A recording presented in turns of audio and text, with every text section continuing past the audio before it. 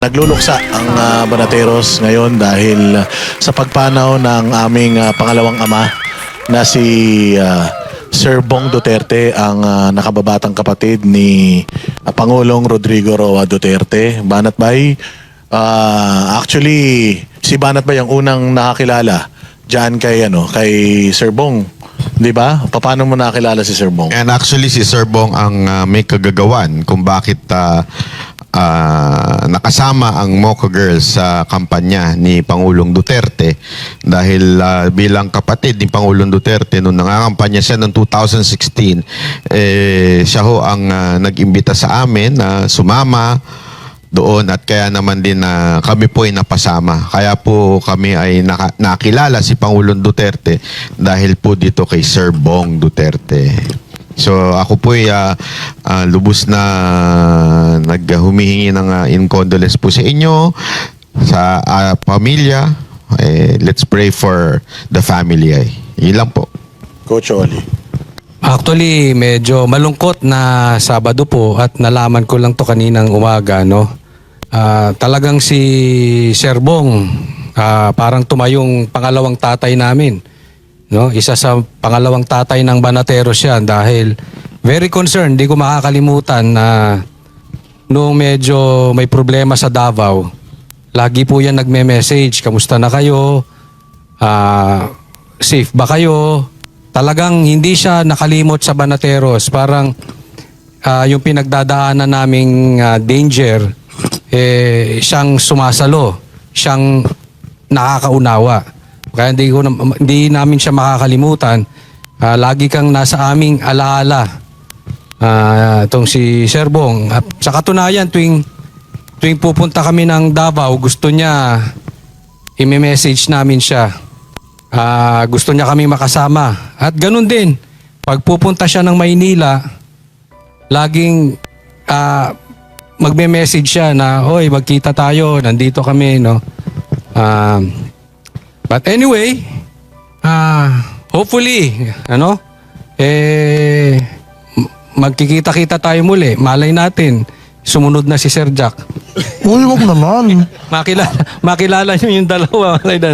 Makilala. Sayang lang kasi hindi nagkaroon ng chance si paring RJ tsaka si Sir Jack na ma-meet. Na-meet mo ni si Sir Bong. One time. Oo nga pala, no, pero si Sir Jack ang hindi pa nami-meet si Sir Bong, pero sayang kasi I-meet mo. Gusto mo i-meet mo? gusto mo. So, Huwag naman. Actually, yaman sir ko, magpapasama ka sa aking mga prayers. Yan. Huwag ka makalala sir ko. Malay mo, makasalubong mo kan si Bomkong. Pero Bupugin mo seriously, nalulungkot po kami dahil talagang gusto namin makasama pa ng mas matagal si Sir Bong. No, pero pupunta po ang Banateros diyan. Kita-kita po tayo. Master Judea. Ayun, sa tingin ko lang ito opinion ko. Siguro, isa rin yung pagkakadala kay PRRD sa mga dahilan ng pagkakasakit ni Sir Bong Duterte. Kasi alam mo yung magkakapatid na yan, talagang very close. At yung tagumpay ni PRRD, ni BP Sara Duterte at nila Mayor Baste, malamang. Nasa likod yan eh. Nasa likod lagi yan. Si Sir Bong ang laging nasa likod, hindi nagpapakita. Pero malaki ang ambag niya sa tagumpay ng mga kamag-anak niya, mga politiko. Kaya kami bilang taga-suporta ay nalulungkot dahil ako wala na akong tatay. Parang naging tatay na rin namin si Sir Bong Duterte at talagang napakaganda ng kalooban. At isa na naman na mabuting tao ang nawala sa mundong ito. Pero alam ko, ang punta ni Sir Bong ay sa langit. So Sir Bong, rest in peace. Ikaw nang bahala sa langit, kami nang bahala dito sa lupa. Jay. Yun. Siyempre, pag sinabi mong Duterte kasi, iba yung impact, di ba? Tapos, sobrang, alam mo yun, nung simula nung nakakasama namin si Sir Bong, tinanggap niya kami bilang tunay na kaibigan, parang mga anak, at Maalikabok ba dito, Jay? Napuwing si Jay. Oh, hindi, sobrang malapit talaga sa amin si Sir Bong. Hindi ko makakalimutan kay Sir Bong Duterte. Yung parang nakikipagkompetensya yan kay Pangulong Duterte. O kasi pag pumupunta ang Banatero sa Davao, si Pangulong Duterte, mag-invite yan. O mag-invite yan. Yung dyan sa may E-Lounge, mag-invite yan si Pangulong Duterte. Ang kakanta pa yan si Pangulong Duterte. O tapos hindi yun papayag si Sir Bong na nagpunta kayo sa kuya ko, hindi pa pwedeng hindi kayo pupunta sa akin. Mas bongga siya. Tapos mas lalakasan niya. Mas bongga. Kung ano yung pinakain ni Pangulong Duterte sa atin, mas dadamihan niya. Tsaka kung ano yung pinainom ni Pangulong Duterte, kailangan mas masarap yung ipapainom niya, ganon. O tsaka hindi ko talaga makakalimutan nung nandiyan tayo sa KOJ Siege, yung 16 day. Grabe yung stress ni Sir Bong noon na nakaabang. Nag-message pa nga kay Coach Oli na kung gusto nyo, anuhin ko na kayo, i-rescue ko na kayo dyan. Kasi nakikita niya sobrang hostile talaga nung environment dyan sa KOJC nung 16 days na nandiyan tayo. At talagang concern siya sa yung welfare ng Banateros habang nandun kasi alam niya sobrang delikado Kaya ganun natin siya kamahal. Kaya naman yung sama ng loob kay Coach Oli yun bakit? Hindi kumain, pinakakain ng durian, hindi kumain. Hindi ka ba nagsisisi, Coach Oli, na kasi si Pangulong Duterte at saka si Sir Bong Duterte, ano yan, parang ibabaptize ka niyan sa pamamagitan ng pagkain ng durian. Oo, parang binyag niya sa iyo yan lahat kami, hindi naman kumakain ng durian, pero dahil pinakain kami, kain. Si Coach Oli. Si Coach Oli ang hindi kumain. Pero joke lang yun. Joke lang yung Hindi kumain din si Coach, pero hindi katulad nung kain natin. Nainubos talaga. Tikim Hindi lang niya siya. kinaya. Hindi, tayo kasi kinain natin siya kasi inaamoy niya pa pero yan, yung mga hindi talaga namin makakalimutan na alaala. At saka yung anong siege, natatandaan ninyo, sobrang init pa sa Davao noon. Lumabas ako ng meron tayong fellowship noon lumabas ako ng yung kanyang bar. Sa bar doon. Tapos hinintuan ako Parehas tayong ng dalawa pulis na parang gusto kong hulihin kasi nga mainit tayo nun sa KOJCG. To the rescue agad si Sir Bong na sinabi niya, hindi ko makakalimutan yung sinabi niya na wag niyong gagalawin ang mga Banateros dito sa Davao, akin yan. So hindi ko makakalimutan yon. Yung mga sayang talaga kasi kung na-meet sana ng mga kasama pa natin na mas matagal. Si RJ kahit pa paano na-meet mo siya sa may Isa sa hindi ko makalimutan dyan, nagpamasahe tayo, binigyan tayo. Oy, Tigi-tigisa tayo. Si Boss Dada, 4. Sabi ko, lugi Bakit 4 yun? Tag-isa lang tayo, no? Hindi, malaki daw kasi. Kaya 4. Grabe, tigi-tigisa lang kami, no? Ay, sa'yo isa lang din, Hindi, sa niya ako, pinamassage Doon sa machine niya. Sa machine. Machine Mga na... panahon pala ito, dumating. Tayo Yung tatlo lang machine. nagpamassage. Hindi, nandun din ako noon. Nandun din siya. Hindi lang ako nagpamassage. Okay. Oo. Kasi si Jay, ayaw niya nagpapahawak sa iba. Sa asawa lang niya siya Asawa lang nagpapahawak. Sa machine lang ako nagmamassage. Swerte ng machine, no? Hindi naman magkakasya yan doon. Ako lang. Sa akin nga, masikip na Tsaka ngayon nalalaman ng mga viewers, ang istorya natin kay Sir Bong. Kasi Sir Bong ayaw noon na na-expose siya, di ba? So ngayon lang nila nalaman kung ano yung pinagsamahan Low natin. profile talaga siya, low-key talaga. Oo. Actually, pagka yung mga nagpipicture-picture nga, sinasabi niya pa na, wag niyo akong babanggitin sa mga vlogs niyo, ha. Pero alam niyo, ang isang hindi ko alam, masaya o nakakalungkot na part. Few days before siyang mawala, ang pinapanood niya, Banateros, si Banat Bay, si Boss Dada, may mga pinadala sa ating mga exclusive na mga images and videos na in his dying bed, Banateros ang kanyang pinapanood. Kaya nga sabi ko sa post ko na wag ka mag-alala, Sir Bong, alam namin na kahit nandiyan ka na sa langit, nanonood at manonood ka pa rin ng mga shows ng Banateros. Yung Vox Populi, lagi daw niya hindi daw niya na-miss yan. Mas gagalingan pa ng Banateros sa pagbablog, sa pagbatikos sa mga kamalian ng pamahalaan. Patriotic talaga to si Sir Bong. Talagang mahal na mahal talaga niya ng Pilipinas. Basta Duterte, gano'n naman eh. Mahal na mahal talaga niya ng Pilipinas. At ayan, nakikita nyo sa inyong mga screens. Alam mo, Exclusive yan. Boss Dada, natanong ko si Sir Bong nung, bakit sa dami-dami ng vloggers, bakit paborito mo yung ano? Lagi niya sinasabi, kahit si ma'am, yung asawa niya, hanggang CR daw, dala yung tablet. Pinapanood kayo Kasi selos na nga daw. isa-isa, oo, nagsiselos na dahil puro banateros pinapanood hanggang banyo. Bakit banateros? Sabi niya, bakit hindi yung iba? Kasi daw yung banateros, kung ano yung dati, hanggang ngayon, consistent. Hindi yung oy, dito malakas, o dito mahina, o dito uso to, sila nasa admin, lipat. Hindi pa iba-iba. Kahit even before the election, yun na eh. Kaya yun sabi niya, talagang banateros pinapanood ko. Ayun. So, ayun, katulad ng ating laging sinasabi, you will be missed o maaring masyado kang maagang kinuha sa Bayang Pilipinas kasi baka akala lang natin basta lang siya kapatid ni Pangulong Duterte. Pero katulad ng sinasabi ni Banat Bay, mas nauna nating nakilala si Sir Bong Duterte kaysa kay Pangulong Duterte. Sa background siya. Sa background yan active. Lagi lang siyang nasa hindi siya mahilig sa clout, hindi yan mahilig sa Duterte ako, ganyan. Wala tayong narinig na itong mama kasi usually ganyan pagka presidente kapatid mo. Dapat medyo mayabang ka. Pero ito si Sir Bong, kahit daw protocol na syempre family siya, kailangan meron siyang security, ayaw daw niya. Sobrang low profile nito ni Sir Bong Duterte. At saka ito si Sir Bong Duterte, matagal sa Amerika, tapos napunta rito sa Pilipinas and nag-serve din to as councilor dyan sa Davao City. So I'm pretty sure na yung Davao City is nagluluksa sa pagkawala ni Sir Bong Duterte. Again, rest in peace. At maraming salamat sa lahat ng mga alaala, lahat ng mga aral na iniwan mo sa amin. Okay, mga banateros, syempre, alam naman natin, sobrang busy nitong tao na to, pero matindi itong kasama natin. Iko-congratulate natin siya personally. Kasama natin ngayon via Zoom si Attorney Ferdinand Topacio, isang abogado na machong-macho at sexing-sexy.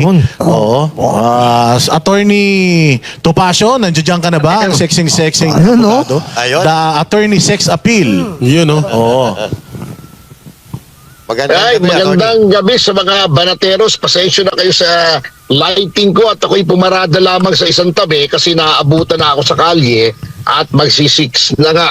At papasok na tayo at kapag gumagalaw kasi yung sasakyan, baka paputol-putol yung ating signal. Galing po kasi ako sa anniversary ng PDP doon po sa headquarters at medyo naipit po tayo sa traffic.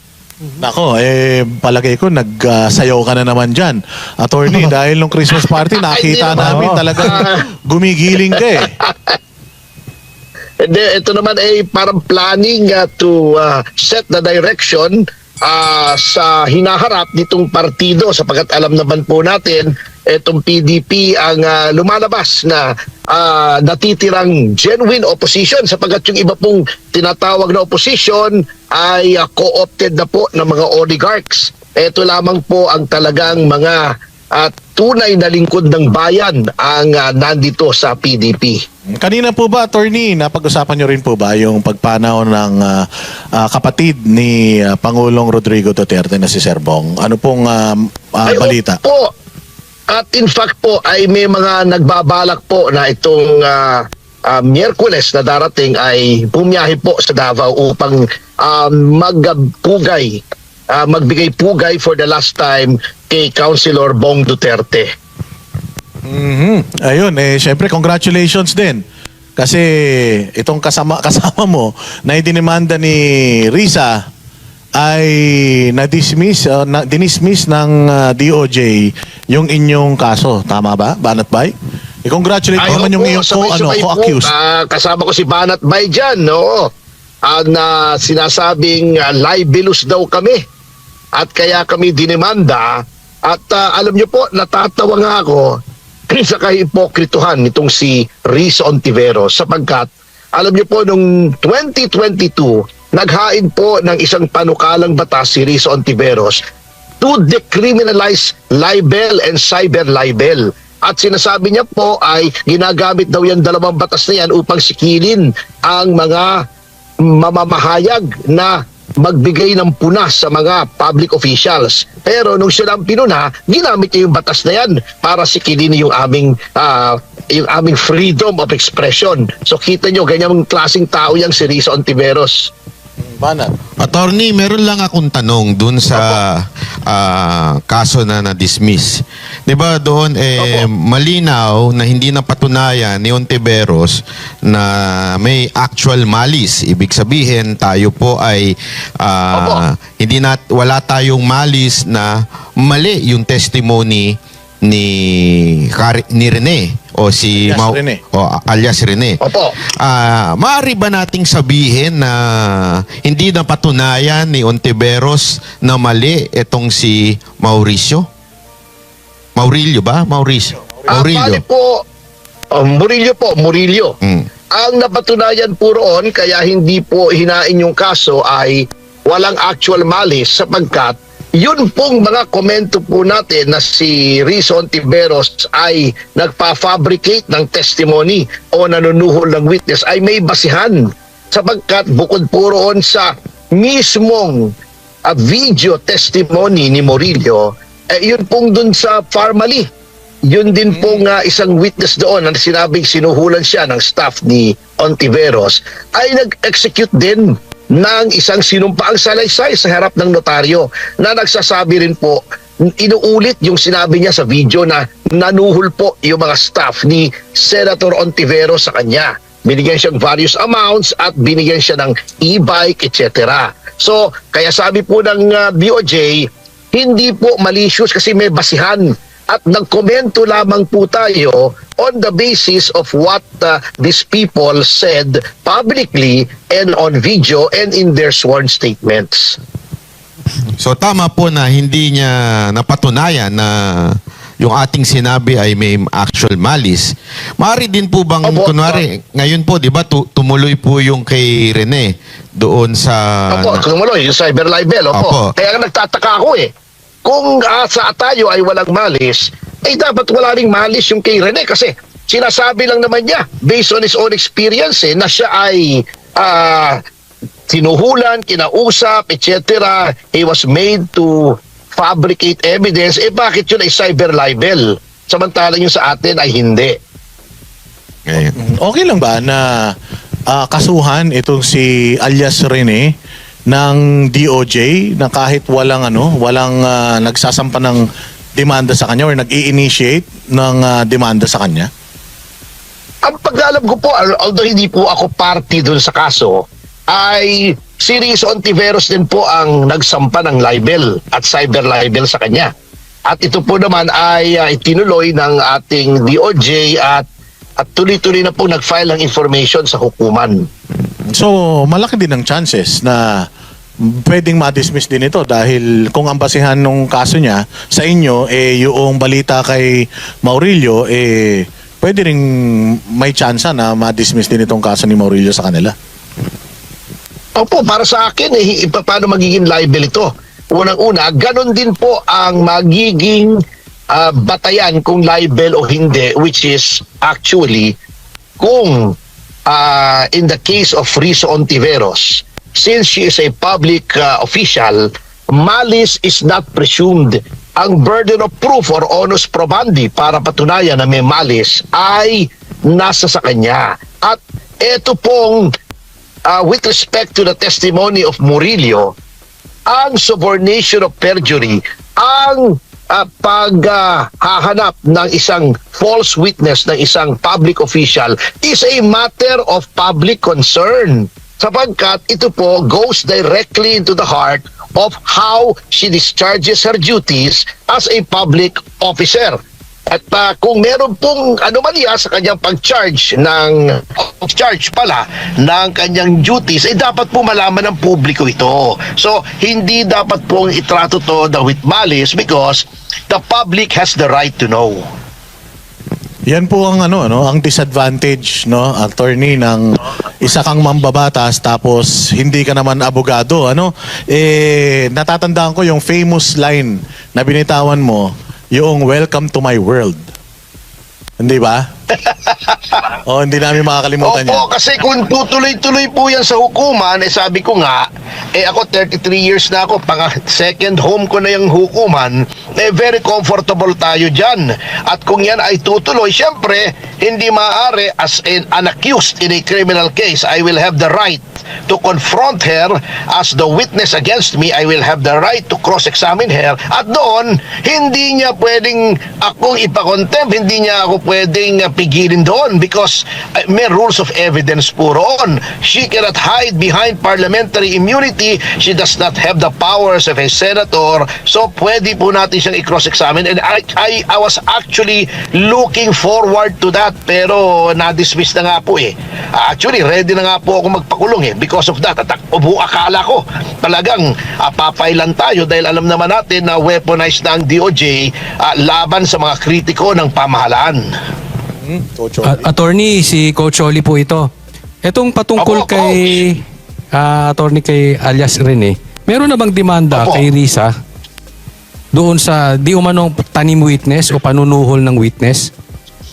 Ang demanda pong meron po ngayong existing ay yung ethics complaint po na inihain ko po kasama si Attorney Manuelito Luna at si dating Congressman Jing Paras with respect to the same acts na ginawa niya na subject po noong ating komentaryo na nagtatanim witness siya. Yan po ay kasalukuyang nakabinbin sa Ethics Committee ng ating Senado at hinihintay na po namin na magkaroon ng paglilitis po yan sapagkat kumbaga sa kwan hinog na po yan. It's ripe for a hearing sapagkat matagal na rin pong nakafile yan.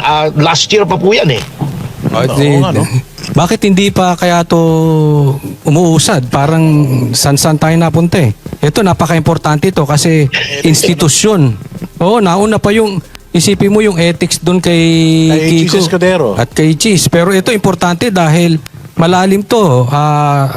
Tanim witness ang issue rito eh.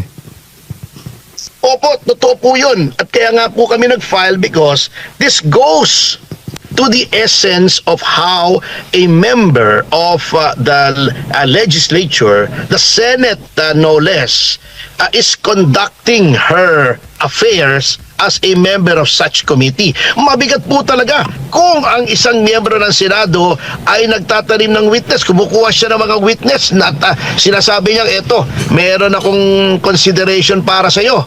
Ikaw ay magtestigo, itong sabihin mo, that pollutes the entire legislative proceedings when it comes to yung mga inquiries in aid of legislation, pardon for the use of the word, nabababoy po kung ang mga input sa legislative inquiry ay polluted. Ibig sabihin, hindi po makatotohanan at gawa-gawa lamang in order to serve a certain agenda, yung agenda ng senador na nag-produce nitong mga false witnesses. Nakakabahala po ito kung ganito ang ginagawa natin. Ibig sabihin, ang legislation po na nagbubunga ng legislation yan, legislative inquiry, ay batay sa wrong premises. So how can you make a good law when it is based on wrong premises, on polluted and corrupted inputs? May pag-asa pa kaya yan sa pamumuno ng Senate President natin? Kasi sa nangyayari ngayon, parang may mga complaints din, hiwalay dito, na hindi umuusad dahil sa pangunguna ng dalawa eh. Ito si Senate President at syempre yung problema natin sa Blue Ribbon na yung direksyon wala na doon sa papunta sa mastermind na kasi naalala ko, napanood ko rin yung inyong mga vlogs. Doon po yung ano nyo pati napunta tayo kay Senator Bong Revilla kung saan tayo napunta eh. So ito ba Ay, tama po yun. Alam niyo po, well, ang chairman naman po ng Ethics Committee sa kasalukuyan ay si Senator J.V. Ejercito at I am willing to give Senator Ejercito the benefit of the doubt sapagkat kilala ko yan personal. Ako'y malapit sa dating Pangulo, si Erap Estrada, at kilala ko naman si J.V. at maayos naman po yan. Nakasama ko sa JCs yan. Sana ay maging patas siya at action na po niya to. Wala naman po kami hinihinging special political consideration dito, kundi magkaroon ng patas na hearing na kung saan papayagan kami magpresenta ng lahat ng ebidensya. Now, with respect sa sinasabi niyo po na nililihis, alam niyo po, baka hindi napapansin ng iba. Hindi lamang po yung ginagawa, katulad po na nag-anunsyo si Senator Ping Lacson na yun daw preliminary report nila o partial report or whatever they call it, ay nagtuturo sa 3 senador. Ay kung titignan nyo po yung mga tinuturong senador, si Senator Jinggoy, Senator Joel Villanueva at si Senator Chis Escudero, ito po yung mga senador na sa tingin ko ay boboto in favor of acquittal ni Sara Duterte. So, ngayon pa lang po kaaga, sineset up na po yung Senate para mabawasan yung mga tingin nila, yung mga parehas na mga tao. Plus yung kanilang ipinananakot na warrant kay Senator De La Rosa. Kung kaya't hindi makapasok si Senator De La Rosa, nabawasan na po, binabawasan na nila ng 4 yung maaaring bumoto for acquittal. So, this early, sineset up na po nila for conviction si Vice President Sara Duterte. Yan po nakakabahala dyan using the Blue Ribbon Committee ni Senator Lacson. Nako, babalikan natin mamaya yung topic na yan patungkol sa mga impeachment. Meron ditong gustong magtanong sa'yo, sikat na sikat to. Pero mas sikat ka dito. O si Sir Jack Argota, sana lang magkaintindihan kayong dalawa, attorney. Ano ka ba? Kilala ako na ni Atty. Nakasama ko umihi yan eh. Uy, Atty, naalala mo ako, no? sumayaw pa kayo niyan. Oh naman, of course, intercourse. Ako ni Atty, meron akong nakuhang subpoena. Galing Opo, sa subpoena? NBI. Opo. Tapos, walang nakalagay na ano. Tama ba yun, Atty? Walang nakalagay na complainant. Hindi pwede po yun kasi sampina po ba para sa preliminary investigation sa piskalya o sa DOJ? Sa NBI, Sa ano? NBI ko, sa NBI. Baka Saan po yun? ini-invite siya sa NBI, attorney. Yung imbitasyon po ng NBI ay hindi naman po subpoena yan, ano? Unless ginamit nila yung subpoena powers kasi sa bagong NBI law. Dati po kasi direktor lang ng NBI ang may subpoena powers, may bagong batas po na ang subpoena powers ay na-extend sa mga regional directors ng NBI. Kung imbitasyon po, ay pwede naman po kayong hindi pumunta at pwede naman kayong magpadala lamang ng abogado para itanong kung ano itong subject nitong imbitasyon na ito. Because kung kayo ay under criminal investigation, dyan na po papasok yung so-called Miranda rights. You are not compelled to give any evidence. So if you exercise the right to remain silent, pwede naman po yan. Yan naman po NBI yan po ay fact-finding, hindi naman po piskal yan.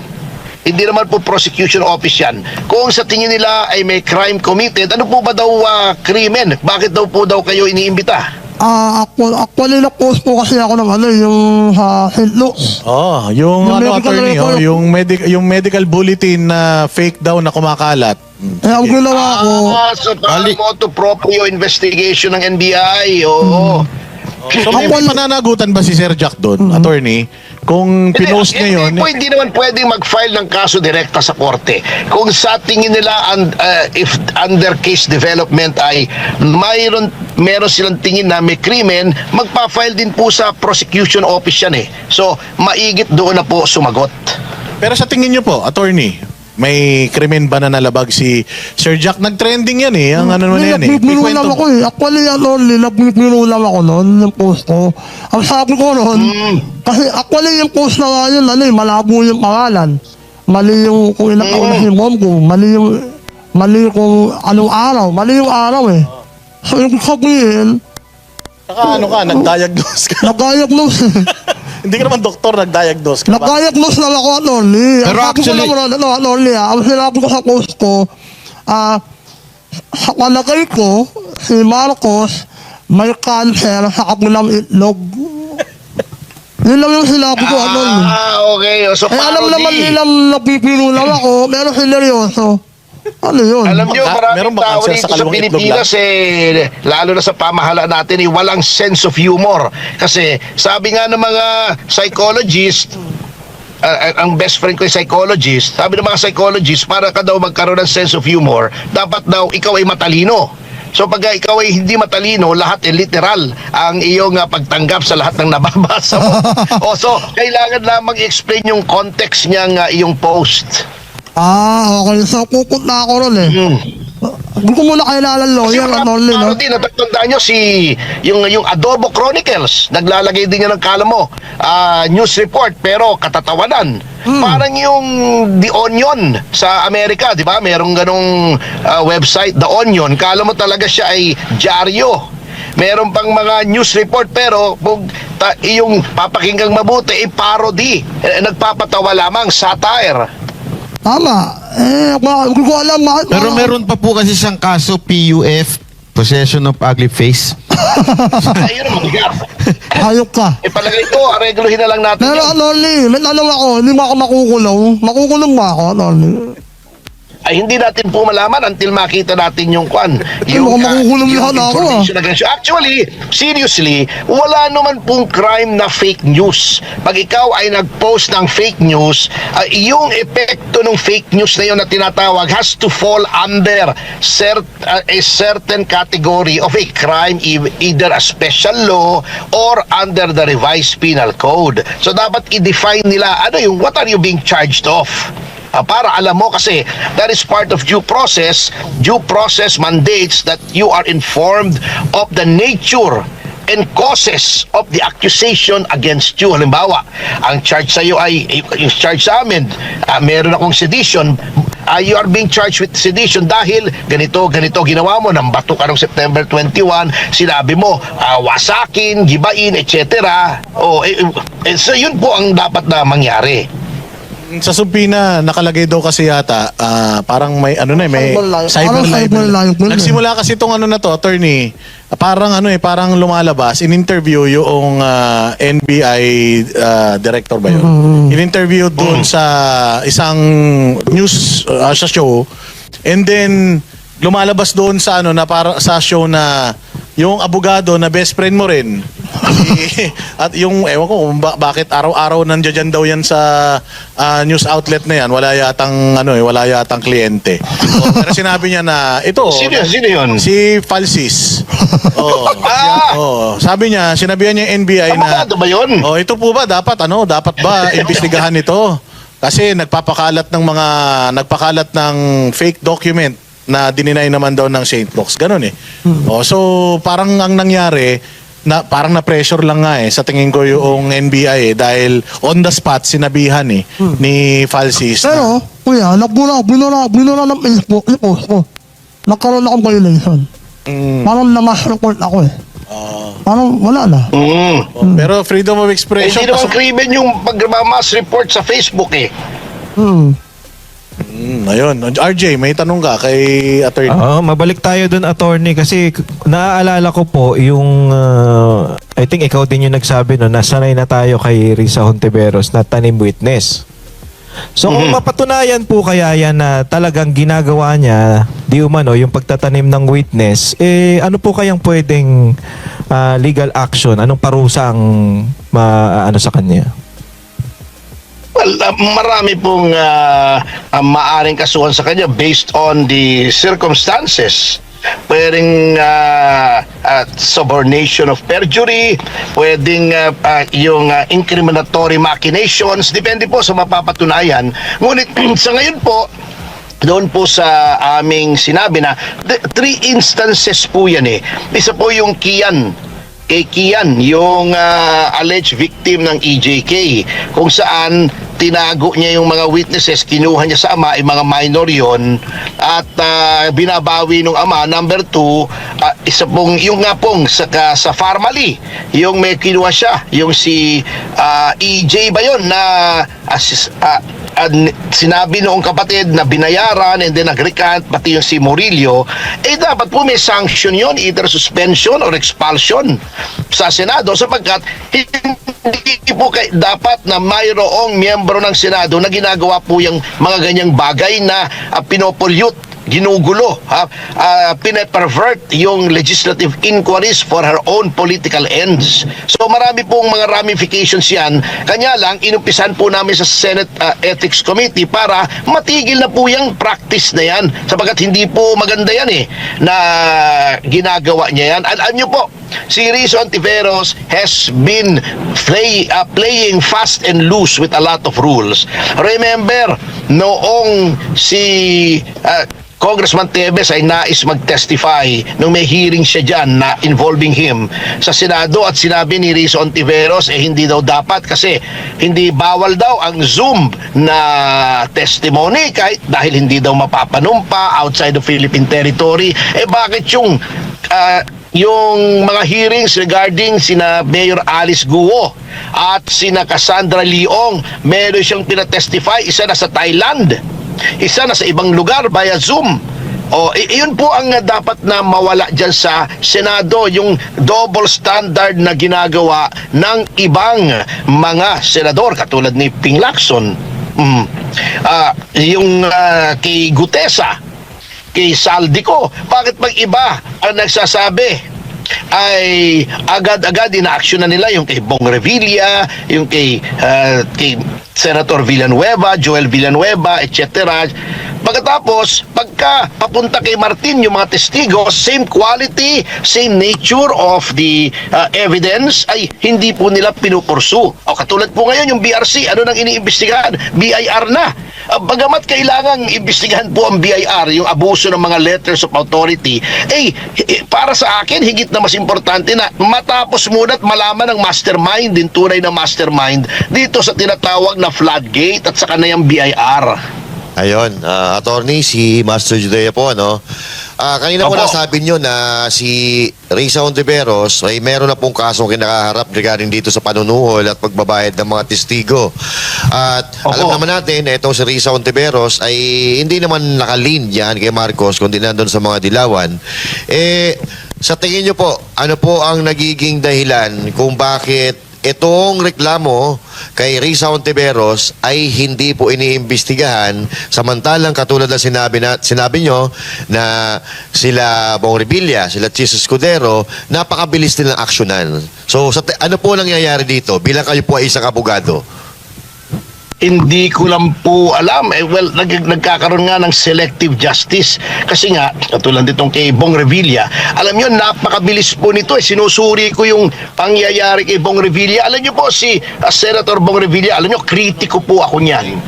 I am on record nung eleksyon na halos linggo-linggo sinasabi ko, si Bong Revilla ay dapat ibalik niya yung sinabing nakuha niya, yung kay Napoles, sapagkat bagamat na-acquit siya, ay merong lumalabas doon na civil liability. So, hindi po maaring masabi ng kahit sino na ako ay kampi kay Bong Revilla. Pero sa ngayon po, yung nangyayari sa kanya offends my sense of justice. Bakit po? Unang-una yung pagka-include po niya sa malversation. Yun po ay hindi dahil sa isang complaint, hindi isang reklamo, kundi a mere motion to include him as a respondent doon sa DOJ. Hindi po maaari yun kasi pagka ganun po, motion lamang, hindi niya makikita yung mismong reklamo against him at saka yung mga ebidensya against him, paano siya sasagot ng maayos. Pangalawa po, itong warrant, ang bilis pong lumabas ng warrant. Pag-file po ng ito pong information ng DOJ ay ito po ay inendorso sa Ombudsman kay Ombudsman Boying Remulla at siya po ang nag-forward as in-adapt niya yung mga findings ng DOJ, finorward niya sa Sandigan Bayan na mga alauna ng hapon at ito po ay na-refer doon sa division, na-raffle sa division ng mga alas 4. Wala pa pong alas 5, may warrant na. Nakalagay po sa ating konstitusyon, pati sa ating rules of court, that the determination of probable cause for the issuance of a warrant must be personally determined by a judge after reading the evidence. Ang dami pong ebidensya, paanong nabasa nung mga hurado sa Sandigan Bayan, doon sa division ng Sandigan Bayan, ang ebidensya at naka-form sila ng conclusion na may probable cause sa loob lamang ng less than 1 hour. So kaduda-duda po yan. And then, sinabi na po ng ating Supreme Court na kapag ikaw ay may MR, that is part of due process, hindi mo na dapat i-file yung resolution. Pero pending the MR ay nag-final na yung resolution. So yun po ang mga ginawa kay Senator Revilla na para sa akin ay unfair, unconstitutional sapagkat labag po sa due process clause ng ating Constitution. In other words, ni-railroad po. At para sa akin, bakit ginawa ito? Para na naman matakpan kasi every time na papalapit sa mga tunay na mastermind di umano ng flood control scam ay nililihis po nila. Either magkakaroon ng peking impeachment against Marcos o impeachment kay Sara or magkakaroon ng pati yung kay Atong ang ginagamit para ma-divert. Yun po mabigat. Talagang gusto nilang ilihis ang usapin dito sa flood control. Attorney Topacio, J. Guevara nga po pala. Opo, Sir Jay. Kasi nagsalita na itong si Risa na kayang-kaya niyang talunin si VP Sara bilang presidente. Sa tingin niyo ba siya na ba ang kahawakan ng administrasyong Marcos sa 2028? Kala ko, ang tinatanong nyo kung siya yung hahawakan ni Ronald Llamas Pero administrasyon pala, oo, nabigla ako ron. Mukhang akala ko doon papunta yung ating usapin Pero alam nyo po, ewan ko po kung siya ang hahawakan, hindi natin masabi itong takbo ng utak ng administrasyon na ito. Ngunit, kung inyo pong susuriin, mahihirapan po si Senator Risa Hontiveros. Tignan nyo po ang kanyang political career. 2 beses pong tumakbo yan ng senador. Olats.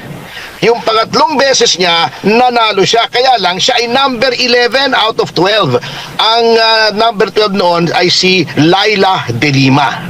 Then, re-election. Can you imagine, nakaupo na siya. Siya ay na-expose na. At nagkaroon na siya ng maraming exposure, maraming pondo. Pero, nung lumaban siya uli for election, bumaba palalo ang rating niya. 12 out of 12. Paano kang mananalo ng 1:1 sa napakapopular na tao kung ikaw, isa ka lang out of 12 na pagpipilian, kulelat ka pa. So yun lang ang isipin natin sa chances ni Risa Hontiveros Aray ko.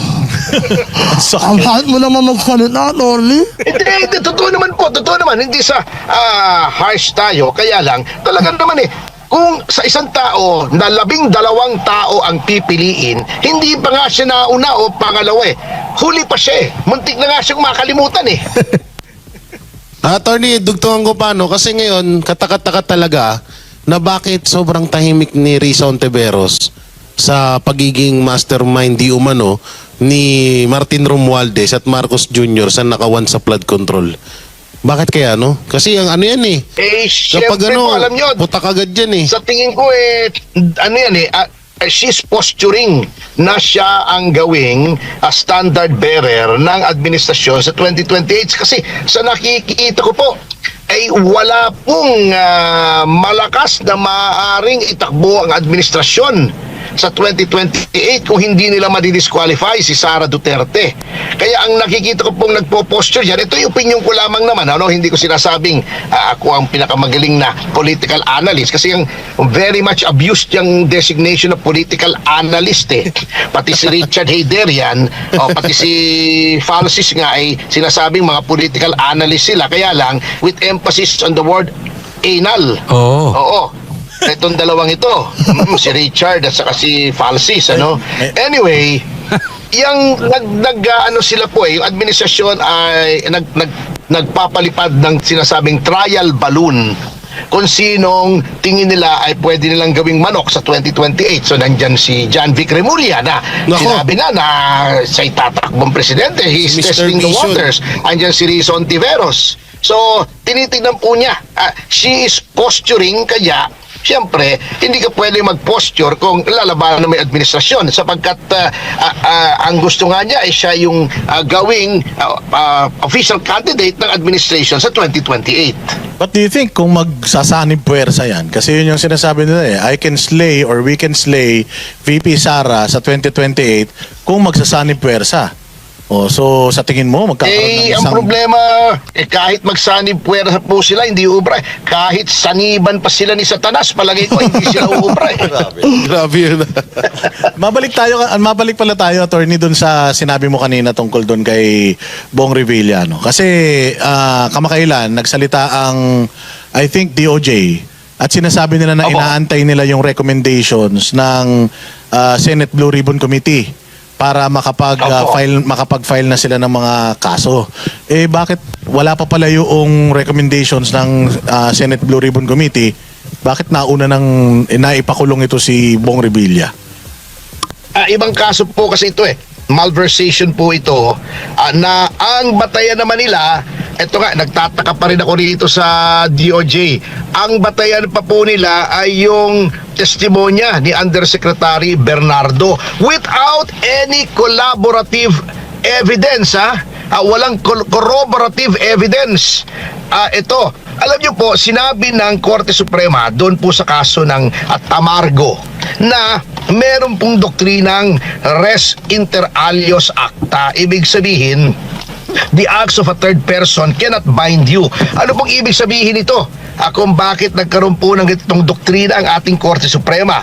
Ito po kasi, delikado po kasi kung yung isang tao na magkukumpisal na gumawa ng krimen at magtututuro ay basta-basta paniniwalaan. O let us say, meron po akong pinatay na tao. Let's say na ang pangalan ng taong yon ay Bongbong. Hindi naman si Pangulo yon, siyempre. And ano lang, palayaw lang yun ng tao. Ibang tao yon, ano? Pinatay ko. And then nahuli ako. And then sasabihin ko, pinatay ko nga po si Bongbong. Ngunit pinapatay sa akin ni Boss Data. Inutusan ako, binigyan ako ng 100,000 piso, kalahating milyong piso, binigyan ako ng barel kaya pinatay ko. Then sasabihin ko, gawin niyo unang pumatay. Pag nahuli, magtututuro, diligtas na siya, state witness siya, hindi siya makakalaboso. Diligtas na siya. So, ganun po yung doktrinang yun. Delikado po. Kung isang tao lamang at walang ibang ebidensya ang nagtuturo.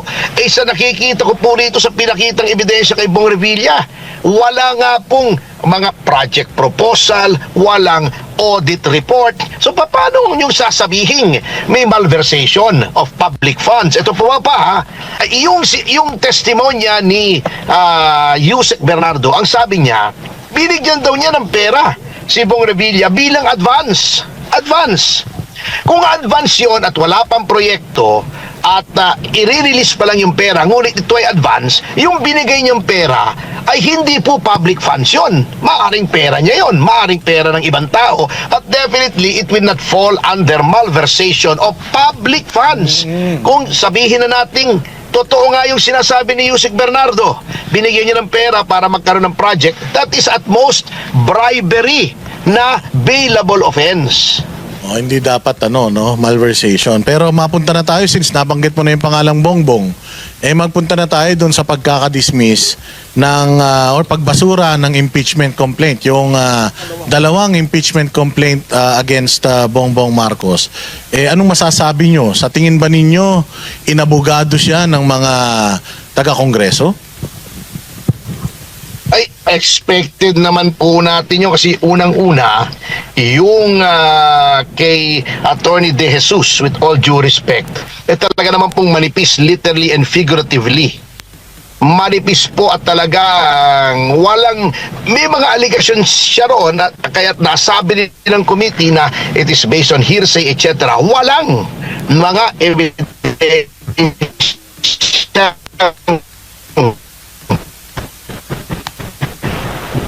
Medyo chubby si Medyo Attorney parang Tasio. ako nagkakasalita, Oo, paputol-putol ang boses nyo, attorney. Okay, Nandyan pa ba si attorney? Oo, antayin lang natin. Baka nandyan medyo naputol-putol lang. Pero habang wala pa si attorney, kung nalaglag yung kanyang signal, kanina napag-uusapan natin yung kay Sir Bong Duterte. Panoorin po natin balikan natin yung mga naging panayam ng SMNI News sa bunsong kapatid ni FPRD sa apela nito sa ICC sa 80 kaarawan ng dating presidente. Narito ang balita ni MJ Mondiar. Bihira lamang magpaunlak ng panayam ang mga kapatid ni dating Pangulo Rodrigo Duterte. Ngunit sa gitna ng patuloy at matinding suporta ng milyong-milyong Pilipino mula sa loob at labas ng bansa, minabuti ng isang kapamilya niya na ipahayag ang kanilang damdamin. Sa eksklusibong panayam ng SMNI News, ipinahayag ng bunsong kapatid ni FPRD ang kanilang taus-pusong pasasalamat sa nagkakaisang panawagan ng sambayanan. Isang patunay na hindi kumukupas ang tiwala at pagmamahal ng mga Pilipino sa dating Pangulo. I am one with the people around the world calling for the call for bringing him home. It would be a nice birthday gift for him to be home with his family. Sa darating na Marso 28, ipagdiriwang ni FPRD ang kanyang 80 taong kaarawan at ayon sa kanyang bunsong kapatid, kailanman na hindi naging mahilig si Duterte sa magarbong pagdiriwang. Mas pinipili niyang ipagdiwang ang kanyang kaarawan ng simple at pribado, kasama lamang ang kanyang pamilya at malalapit na kaibigan. Malayo sa ingay at kasikatan, tulad ng kanyang nakagawiang paraan ng pamumuhay. PRRD, as far as my memory goes, he likes to spend his birthday privately. So that is why every time, birthday niya na ganun, he never celebrated with many people. Pero ngayong taon, isang pambihirang selebrasyon ang magaganap sa iba't ibang panig ng mundo. Dito sa Pilipinas, kabi-kabila ang mga aktibidad na inihanda ng mga taga-suporta ni FPRD. Kamakailan lang, nagtipon-tipon ang iba't ibang volunteer groups sa Davao City para pagplanuhan ang isasagawang malakihang pagdiriwang na magsisilbing pagpapakita ng kanilang walang sawang suporta at pasasalamat. Hindi rin nagpahuli ang mga Pilipino sa ibang bansa, lalo na sa Europa kung saan matatagpuan ang ICC. May mga nakahandang programa roon para iparating ang kanilang mensahe. Ang patuloy na paninindigan para kay FPRD. Para sa kanyang pamilya, isang malinaw na pahayag ang ipinakikita ng sambayanan na hindi nagbabago ang tiwala at pagmamahal ng mga Pilipino sa dating Pangulo.